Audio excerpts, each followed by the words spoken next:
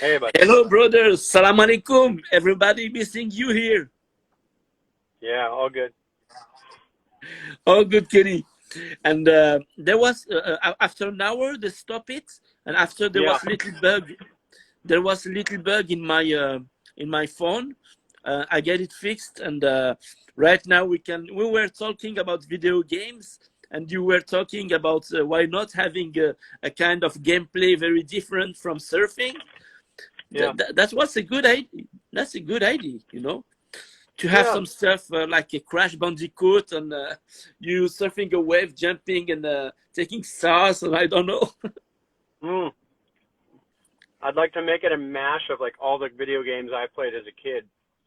Galaga, um, Donkey Kong, Asteroids, Wow, Pac-Man and Mr. Pac-Man. wow, I got to go back Pac-Man. through all those games and try to find all the good things we liked and put them on the You, levels. you remember the game Space Galaga? Galaga, I love, that was my favorite. Yeah, for me too, brother. I spent so much time playing on it. But Yeah. my favorite right now are the all the license like Call of Duty, the Ghost Recons, God of War, FIFA license. I am a big addict I'm, of dude, FIFA. I'm so out of the loop on that. I couldn't tell you of a good video game right now besides Candy Crush. Ah, okay, okay, okay. And Kelly, can you tell me about the surf ranch from the ID to the final? It takes you what, 12 years to 13 years, 10 years, about ten 10 years. years? Wow. But then we redid Surf Ranch two different times, so that even took another 2 or 3 years to get that correct. So yeah, from initial idea to what it is today took about 12 to 13 years. And sometimes when we see the wave is very glassy, and it seems warm, and sometimes a little bit windy and a little fresh. Yep, And yep. Nature. I asked the Adriano about the wave. And he told me that it's you need a good cardio, for the hertz, because you're Yeah, having a your lot of muscles. roller. Yeah. Yeah. I That's think Michael Phelps would be good there because he doesn't get too much lactic acid in his muscles. Or like a yeah. marathon runner. The wave's too long. The wave is too long, so that's the problem. I mean, it's not a problem, but it's just the way. A good wave in the ocean, a good ride for your legs, for a typical cardio for surfers, you probably only need about between 15 and 20 seconds, and you've used all your energy. Because for Yeah us, it's all short twitch muscle, fast twitch muscle, right?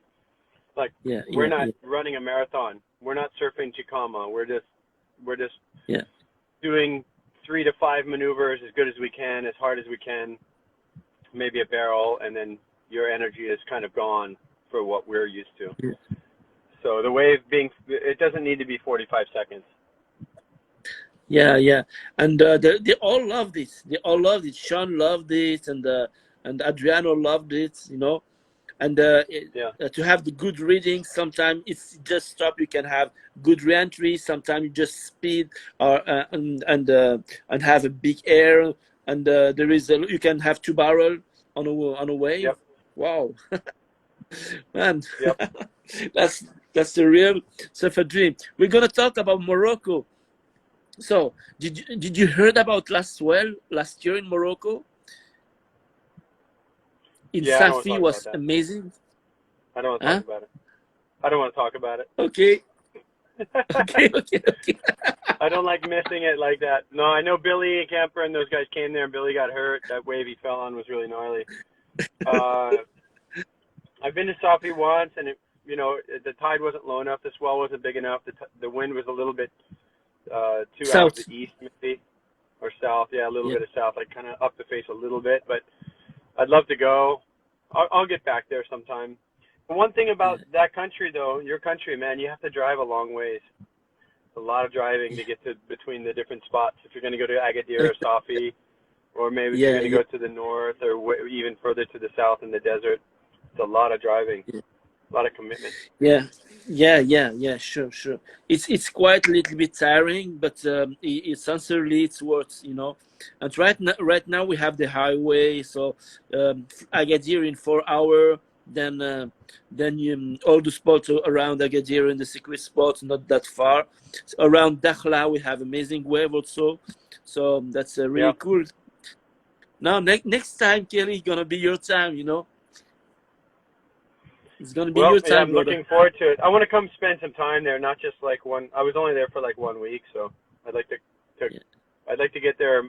I was there too early too. I was there maybe end of October, beginning of November, but I'd like to come maybe in February, March. You know, when those later swells in the wintertime, they seem to be stronger.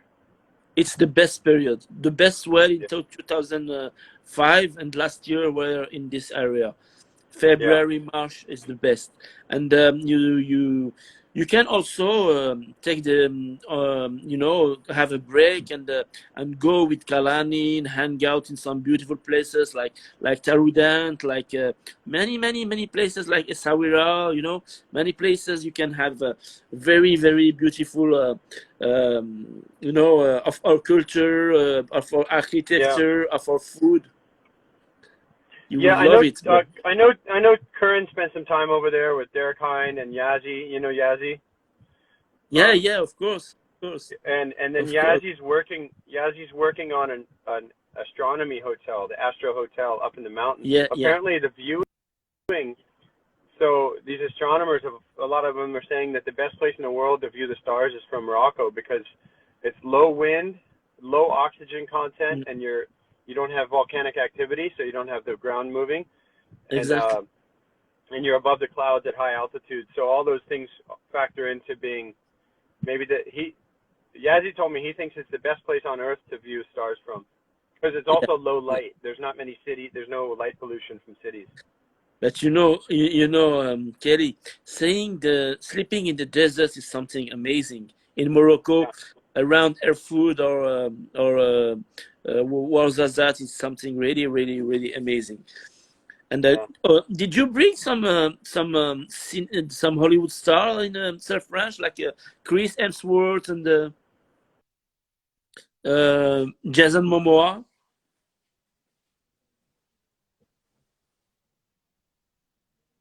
Am I there still?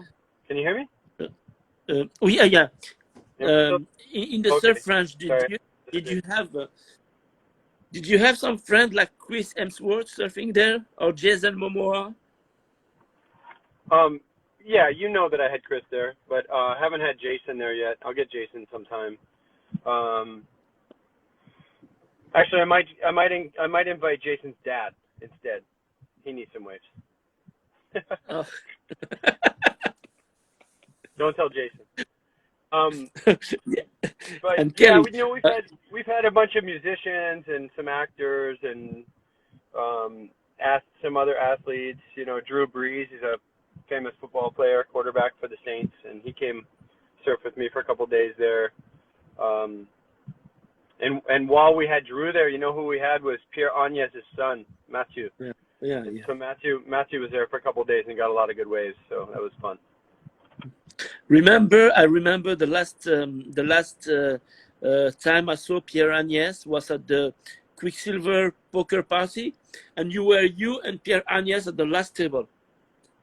Yeah, and it was too funny because you were like this, going around the table and saying, "Oh, what do you got you?" And trying to guess what they have on the mind, you know, and playing with them and having fun with them. And you and Pierre were maybe some of the last. And I have a photo with me and you and the bottle of champagne you win. Oh yeah. Yeah. I will send it to you. It was a really cool night, and after Pierre drive me to the hotel, and he told me this thing.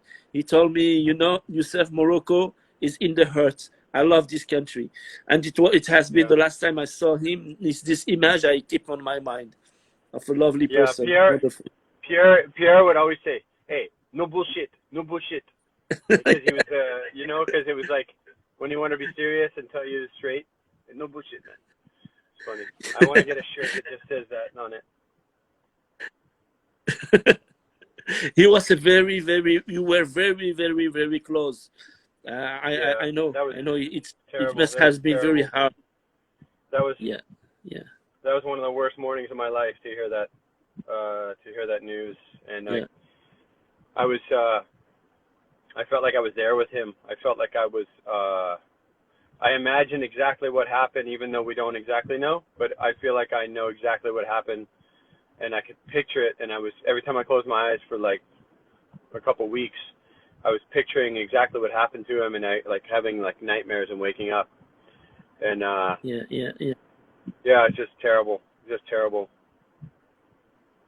Yeah, and for all a bunch of friends who were like their son, I think about Nicky Picon, about Patrick Bevan, about all Yeah, these this Patrick friend was of on mine. just before. I meant to say hi to Patrick because he sent a message just before.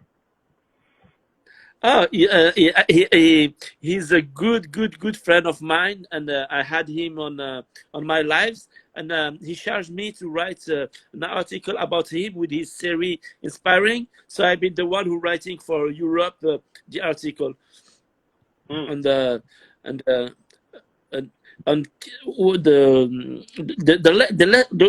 the thing I want to do seriously after the documentary, you know what, Kelly? I want you to tell me if I'm suited with it. I want to be the first Muslim in the World Surf League. You want to The be first the first? Arabic You want to be? Muslim. Yeah, I want to be the first Arabic Muslim working for the World Surf League. Oh, working. Yeah. Okay. Yeah. I thought, because I was gonna say maybe Ramsey. I don't know about Ramsey's. No, not surfing. Look, I'm fat. I need. Come on, Kelly. You know, no, working as because I spend all my time. I have like communication and marketing skills, and I've been producing surfing all my life, and managing PR for the athletes, and involved in a lot of competition. And I was wondering and saying, this time there is people from all the place. I want to be the first Moroccan Muslim, Arabic Muslim in it, and maybe after my documentary, I will try to take this way. But I am not the one who choose the cards. You know, I will try. And well, you get that documentary done first. Exactly. Or at least start it, the first of the series.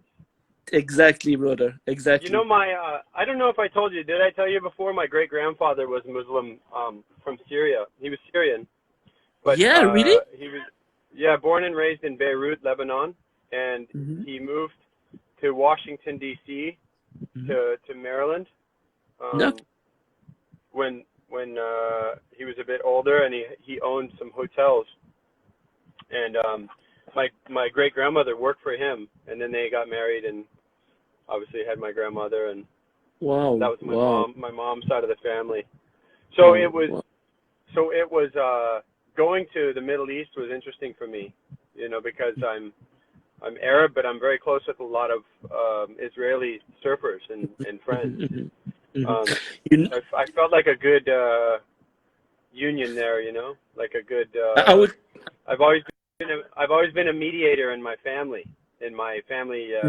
position, you know. I'm the middle child, and I was always trying to get my parents to get along better and stuff, and try not to fight, and so it's funny to have. I've had a lot of fans from Israel, but then my roots are from Syria and Lebanon.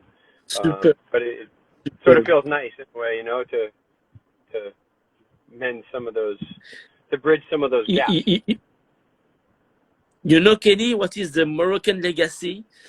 In Morocco, we have Jew and Moroccan and Muslim Moroccan, and we're living for century in peace between Jew, Christian, and Muslims. And you know, during the World War, the King Mohammed V, that was the system. The Nazi came and say, "We won't give us all the Jew," and he refused, and he say, "If you take one, take us all," and no one was taken. and we are proud to all my friends. I have so many friends, you know, Jew, Moroccan as me, and we are proud of our heritage, of our legacy. Is something we are Yeah, very proud. When we meeting, that's we are great. no difference, no difference Yeah, between that's between great. us. I feel like, you know, I feel like surfing in general is just obviously it's a big topic right now in America. All the problems between race and police brutality. It's a very tense situation right now. Yeah, Um, and you know, I think overall the quality of life is pretty good for what the world is, but obviously it can be a lot better because there's a lot of people who suffer unnecessarily, and it's awful to see. You know, if you see a video of some kind of police brutality or something that appears to be racist, it's so yeah, disheartening to see yeah, that people are that way. But I feel like in surfing, I don't feel like we see color. I feel like it's such a blended thing because to yeah, me the heroes when I was a kid, the heroes are Hawaiian, and Tahitian. You know, in the surf culture, so many of the Tahitians and Hawaiians were yeah. the heroes to me and to my generation. I Like almost feel like buttons.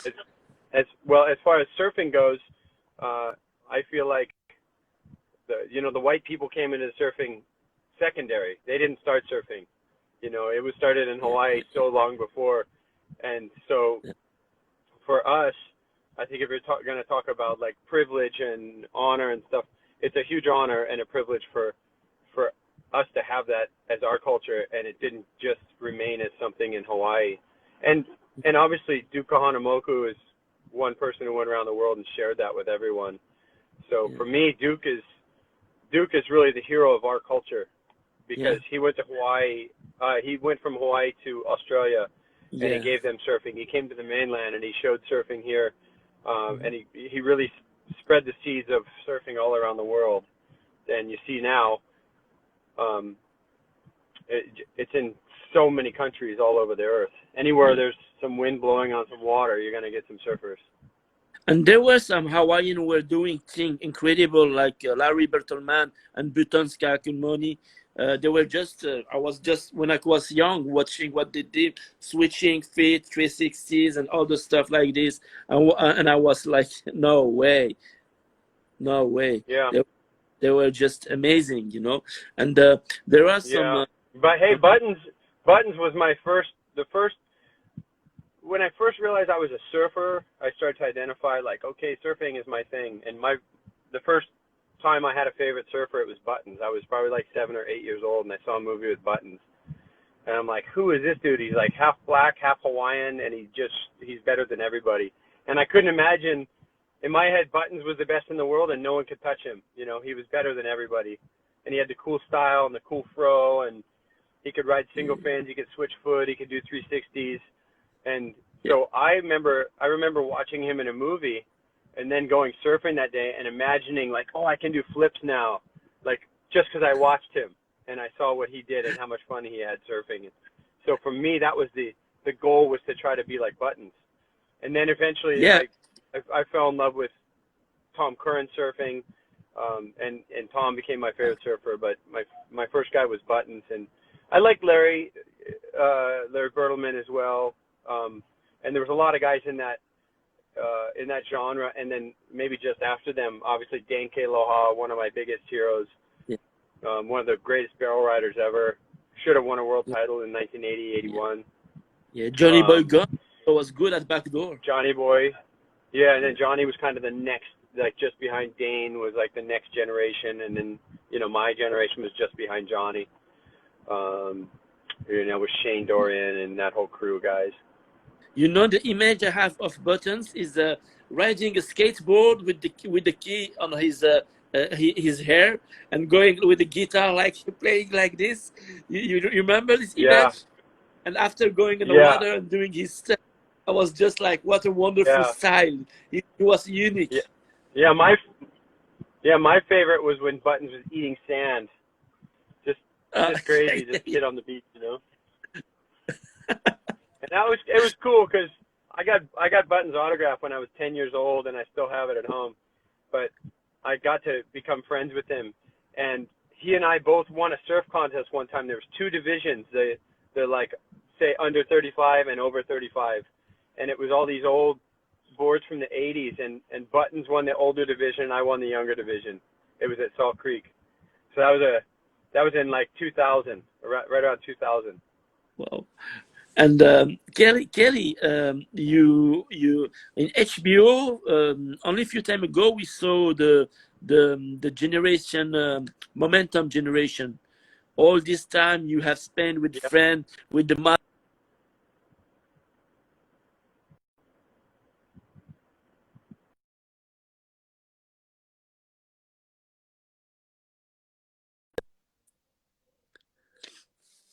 Sorry, I think I'm losing you. We're having a little problem. There we go. I can hear you now, I think. Do you want me to repeat, Kelly? Oh. Yeah, I didn't hear any of that, and you just came back now. Sorry. Yeah. In a few months, there was a communication about the HBO, the momentum generation. Yeah, yep. Yep. Can you talk to us about all this life with when you were at the home of the mother of Benji Wetherley, hanging out together, going to surf together, pushing each other? Yeah. It was just a natural thing. Rob was really good friends with Taylor Steele.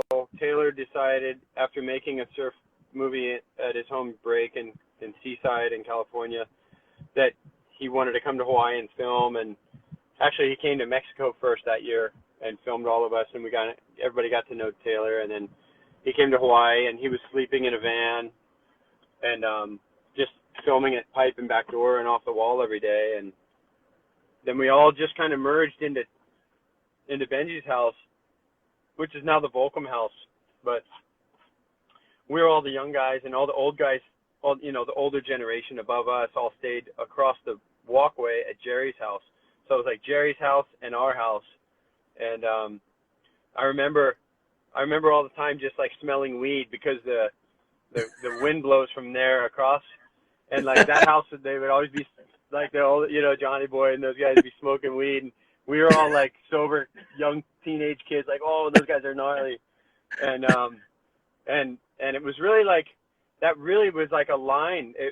There was a lot of symbolism then. There was that line, and on one side was the young guys, on the other side was the established generation, from Jerry on down to Johnny Boy and that whole age group. And, those guys were still running the show, and we were trying to make our mark. And it was, our oldest guy was Brock Little, but Brock was like around a little bit. He didn't like to surf pipeline and backdoor a lot. He liked the bigger, more outer reef waves. But Todd Chesser was at off the wall every day, and he was kind of like a little bit of the lead of our pack. He wasn't so much a new school guy because he wasn't trying to do airs and that kind of thing, but Todd was a charger, and then all of us were kind of following Brock and Todd's lead, just kind of trying to be like those guys and surf big waves, but also push small wave performance.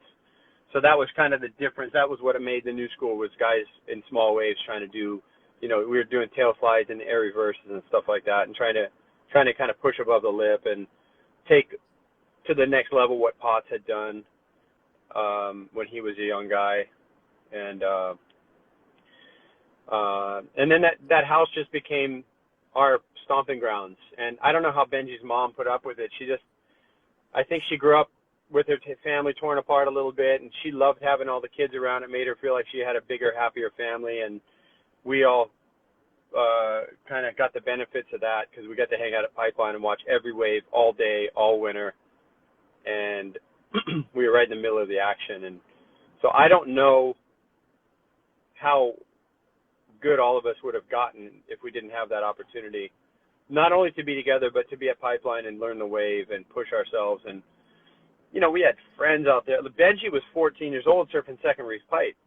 I mean, wow. going for it on big waves at Second Reef. Him and Jack. Kidding me, man. Jack and Benji would be 14, 15 years old paddling to the outer reefs, and it was just a way of life because Jack's dad was one of the first guys to ever tow in. They towed in at Kinda Point back in the 60s behind a boat,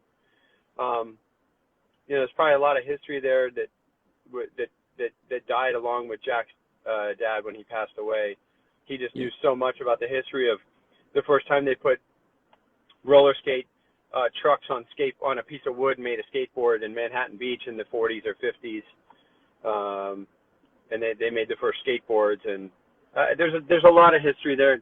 He also, if you ever see the picture of the outrigger catching the wave at a giant wave, like a 20-foot wave at outside Avalanche, Jack's dad helped set them up and get them in the right spot. But wow. you know, all of our bonds in history, there's a lot of tie-ins there to a lot of things over the years that great memories. I didn't really want to make the Momentum movie myself. I felt like my life's really busy and I didn't want the burden of making the film, and I also didn't know if there was a strong enough storyline there to make it relatable for everybody. Mm-hmm. You know, I don't feel like we changed the world or anything. We just were a group of surfers that were trying to have careers and kind of push each other and also outdo each other. But I didn't realize how well that would all translate to people, because I've had so much good feedback from people about the documentary. People who don't surf have said that's the best documentary I ever saw. And there's obviously some powerful stuff. Todd passed away during that time, and he drowned. Donnie, our friend Donnie, drowned during that time. Those are things that really tightened our bond between us, and also made us all feel mortal. You know, when you go winter after winter surfing bigger and bigger waves and getting by, and you start to feel a little bit maybe cocky. And Todd dying, we all felt like Todd could never die because he was so fit. And so that really, I remember one time, after that, Shane saying to me, "Man, I don't know how much this is worth it, like trying to ride big waves. Like, what's the payout?" And then, funny enough, Shane's probably ridden the gnarliest, biggest paddle waves ever ridden. So, Yeah, that was that's sure. It's quite a hard moment, you know, to lose some friend like this. It reminds me your story a little bit of burning down the house. Busting down the door. Excuse me. Busting down the door. Yeah, busting down the door. The story of this group of Australian, Hawaiian, South African, Shawn, rabbits, going to Hawaii like this pack. You know, I have seen this movie. I love this. You know, I loved it, and I was talking with Shawn last time about it. And well, the hero of that story really is Eddie Aikau. Exactly. He made the. I just spent 2 months with Bruce Raymond, who was my old boss at Quicksilver. You had maybe met Bruce back in the day, but Bruce and I talked quite a bit about that time recently, and he said, "Look, I was staying in that house. We had bats and guns. We thought we were going to get killed." And he said one night Eddie came by himself and he knocked on the door, and he said, "Look, I went and talked to all the boys, and we're going to settle all this. You're going to be okay," because they really thought somebody was going to kill him. Exactly. And Bruce said, he goes, "Look, Rabbit and those guys were being really cocky in the water and disrespectful, and thinking like we're taking this place over. It's our place, you know, in their minds. And that's not the place to do that. You don't go to Hawaii and feel it and ever think that way. Yeah, definitely. As an outsider. You know what? The first time I went to Hawaii, Kelly, I was in the Quicksilver house with Reef McIntosh, and that was Kala coming with his Harley Davidson and stuff, and we start talking, show him some stuff about Morocco, and after we met in the food land, and I was like, hey, and after the guy tell me, you know who is it? I say, yeah, he must be one local. He says Kala Alexander. He explained me about the Dawi, and I found this guy all very respectful with me, you know, and I had a discussion with him. I say, yes, so I heard some stuff, and I had no problem with you. And he explained me. He said that we have a lot of friends around the world, but if you come with respect and you respect our kid in the water, and you don't throw wasps on the beach, and you respect the rule, there is no problem. Yeah, look, the localism in Hawaii has always been talked about, but anywhere you go, you can move into a neighborhood in the middle of America. If you come there and you try to change the culture or like be loud and take over the block, somebody's going to put you in your place. It's just super obvious in Hawaii, you know, like respect what it is, respect the locals and the culture, and work your way in there, make friends, put your time in the water.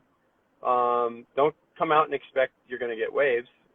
But that's not just Hawaii. That's any spot where there's local guys who surf. That's lower trestles. That can be somewhere in San Diego. It doesn't matter. That can be my home spot, Sebastian.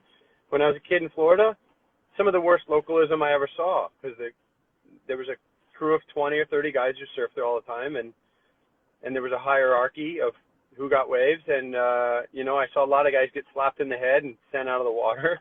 So I learned that as a kid. I just learned that respect for the older guys. Like when somebody's put their time in at a place and in surfing and in that world, the pick of the litter. They did the hard work. So Sebastian was like that a lot when I was a kid. Heavy guys.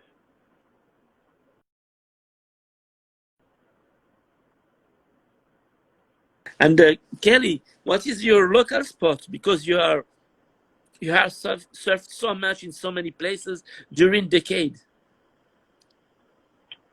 Yeah, I don't know. I don't think you could. I don't really have one local spot now. I'm a part-time local in a lot of places. Do you have some special? I'm a part-time wannabe local in a lot of places. Okay, but I think you have special relation with Jeffreys Bay, with Chopo, with Pipe. You can deny that, my brother. Yeah, Pipeline is the place where I feel like it made me as a surfer, and probably most of my special memories are there. Winning titles and certain waves I rode, and not just in contests, but also just gnashing my teeth on learning how to ride big waves and get barreled and pushing it with my friends. And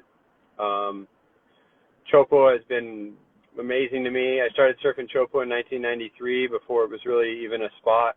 We heard about it and we went there once, and it was only about chest, shoulder high, and we surfed a couple waves. But I went back in 96 and spent a couple weeks there. And drinking beer and barrel. Beer in the barrel, yeah. You got to, man. Yeah, I've never really promoted the drinking, partying lifestyle, but that was a celebration that just had to happen. And, Yeah. you know, I think you should be able to drink a beer whenever you want. I just don't think you should drink. I don't think you should drink to try and make things go away. You should drink to make things better. Like they're already good, and make them even happier. You drink it in the place you are the most comfortable. Maybe you spend more time in the barrel than in life. I don't know. You drink to celebrate, not to get rid of your sadness. It should be. I know. I don't know what is it, but my friend all drinks. I have a lot of friends from all around the world, and yeah, that's what they told me. But that was exceptional, you know, the fact that drinking in a barrel was something amazing, Kelly. You know, was that kind of celebration, you know, that was just amazing, you know. It was. I saw it in your movie, Let It Go. Yep. Yeah, that was amazing. And Kelly, do you have a few words to say to all this generation of Moroccan watching you, seeing you like a big icon, a big idol, the greatest of all time? Some advice for them. Most of them are dreaming of doing the QS, going to the city, and sometimes they don't have the outil, you know, to help them.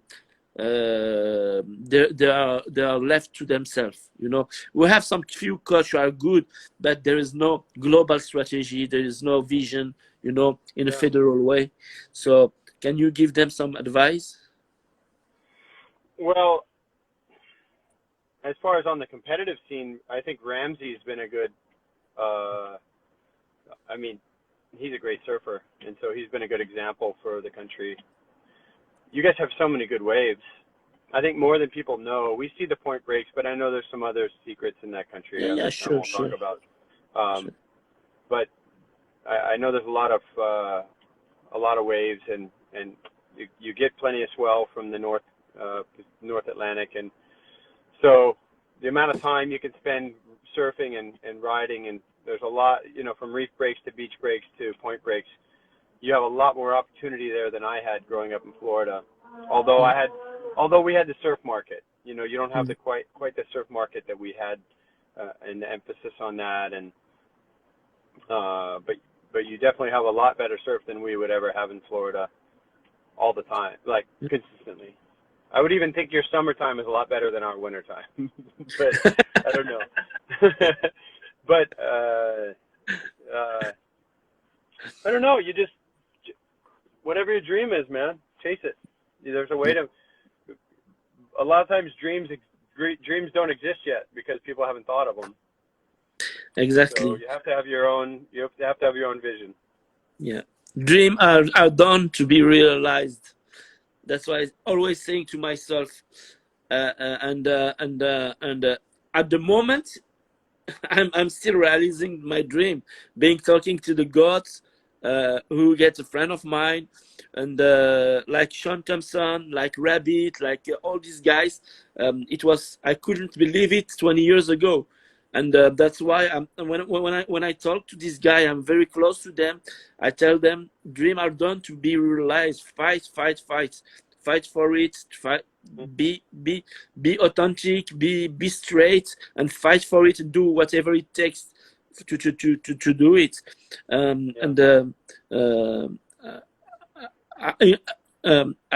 think that, but they can't have better advice than you.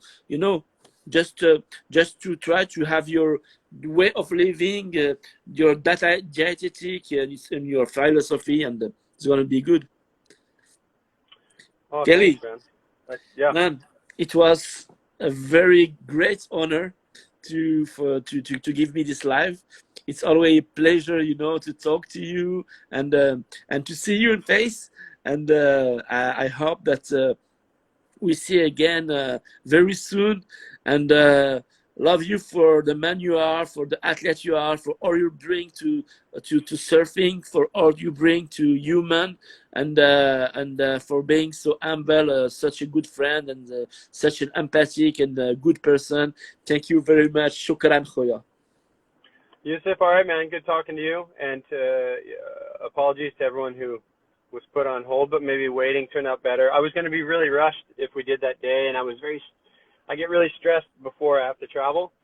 No worries. And trying to remember, and my mind is in a different place. So after 3 months in Australia and trying to pack up my house and leave that night, it was going to be hard for me to give you my attention. So thanks for waiting for me. Yeah, no worry, brother. I will keep in touch for you to talk about a project I have with Shawn, and see if you are interested. And let's keep in touch. And thank you very much again. And see you soon in Morocco, inshallah, with us this time a very good barrel. All right, bud. Okay, buddy. All right. See you guys. Right. Thanks for tuning in, everybody. All right. See ya. See you. Alors voilà, c'était le live avec la légende des légendes, le grand Kelly Slater. C'est incroyable d'avoir une aussi grande personne, d'une aussi grande énergie. C'est quelqu'un de formidable. Et puis bon, Kelly nous a donné quand même 2 heures. C'est un live, c'est 60 minutes, c'est 40 minutes. On avait tellement de choses à se dire, et c'est quelqu'un de très généreux, comme vous le voyez. Voilà, c'était très convivial, très amical, très instructif. Et puis merci d'avoir été aussi nombreux. Thank you for all the audience. We had a very great moment with this amazing legend, Kelly Slater, an amazing athlete. He's the greatest of all time, but also he has a wonderful soul. We learn a lot about him, we learn a lot about his stories and his point of view about many subjects. It was cool having a laugh with him and speaking about everything. And I wish we see him very soon in Morocco. And Merci à vous, les amis. Merci beaucoup. Shukran bzaf. Et puis, on reviendra dans la semaine prochaine avec nos Marocains. Il ne faut pas oublier qu'on a de grands champions marocains et qu'il faudra aussi les mettre en valeur. Mon prochain invité sera Brahimi Touche. Donc, merci à vous. Et puis, shukran bzaf. Je vous embrasse. Et voilà, les amis, likez, partagez au maximum. C'est le but de ces lives, c'est de procurer du plaisir aux Marocains et vous faire profiter de mes connexions dans le surf de haut niveau. Voilà. Et voilà, je suis aussi très touché par vos super gentils mots. Et vraiment, merci à vous et love you. Bye bye.